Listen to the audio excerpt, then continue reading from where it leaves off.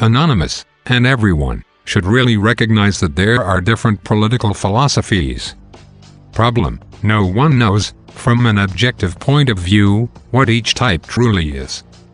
I don't have the authority to tell you which one is the best, as whole wars have been fought over that, but please refer to my other videos to find out what I believe in.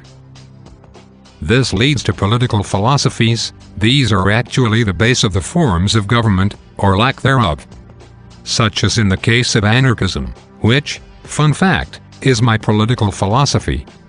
Anarchism is the belief where no government at all is what's best for the general population. They believe that all government becomes corrupt and oppressive, so it needs to be abolished entirely.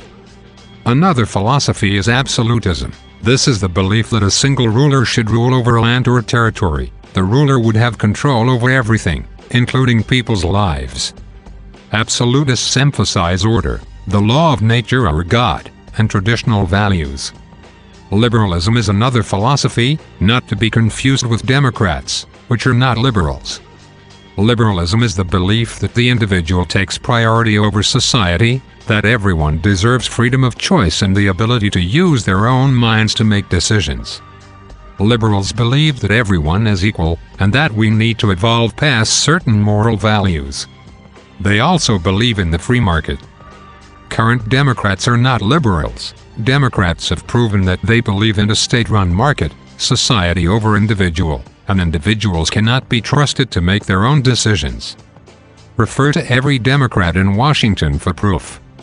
Libertarians, or classical liberals, as Democrats have led them to be called, are true liberalism believers. They support every principle that liberals are supposed to believe in. Many of the founding fathers and presidents such as Abraham Lincoln would be libertarian in today's world. Remember, libertarians believe that anything goes, as long as it doesn't affect other people. Slavery is illegal in that case. So would Ronald Reagan and John F. Kennedy. Current Democrats represent more of a meld between conservatism and liberalism. Conservatism is the belief that the individual cannot be trusted, the government needs to remain stable, and that society needs to focus on how people live, not on their freedom. It also emphasizes that everyone has unique circumstances. Republicans, once again, are not true conservatives. They are a lot closer to a meld of values opposite to the Democrats. Once again, a meld of liberalism and conservatism. After hearing all of this, choose your political, or meld, of political philosophies, use it to make your decisions. Now it's time for forms of government. These are the foundations of government. Starting off, we have a totalitarian government. This form of government is one where the central government has control of everything, from what people can do, say, and believe in.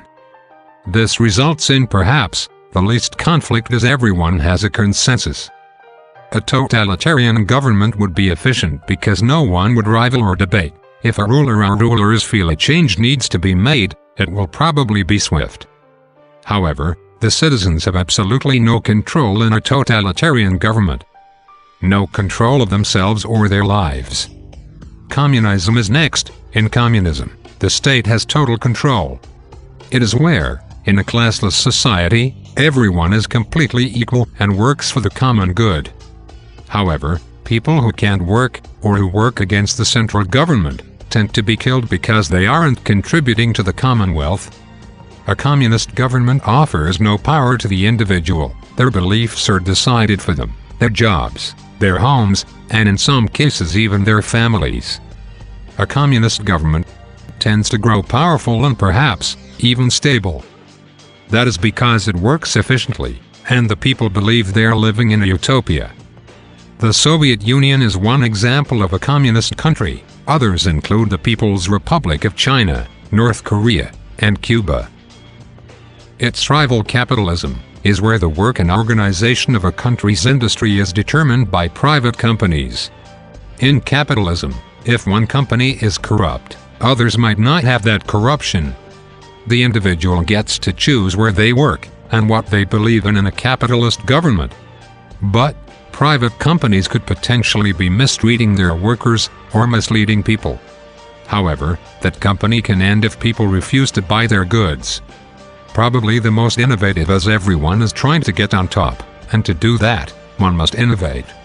However, it is also the most ripe with conflict. Unlike socialism, where society, as a whole, determines production and distribution. Property is held by the community, and distributed equally. Socialism can potentially morph into communism. If it doesn't, then it tends to be the least efficient form of government. One example is Sweden, which is nearing collapse. Nearly a quarter of the population doesn't work, but they get free services. It also tends to be the most desirable to live in, as people get free collage on multiple services. In today's world at least. Past socialist countries all morphed into communist nations. Fascism is our last basic form of government. It is where it is believed a certain group, or nation is superior. Fascism is the belief that they must conquer and destroy an inferior groups, much like Nazi Germany. In conclusion, I made this video just to say that I'm tired of seeing all of these clearly biased advocates of different philosophies ignore all of the negatives and just go for the benefits. Lately, that has been true concerning socialist believers. Capitalists have always seen the negatives and have attempted to correct them, in some cases. However, I guess that I need to reveal my own bias, just so you take those arguments with a grain of salt. I'm an anarcho-capitalist who believes that private companies can supply everything the people need, people who can manage themselves. But, if anarchism isn't possible, I believe we need a government based on true liberalism. It has proven to be the most effective. Most of the United States' most effective presidents have been classical liberals. This includes Abraham Lincoln, Ronald Reagan and John F. Kennedy.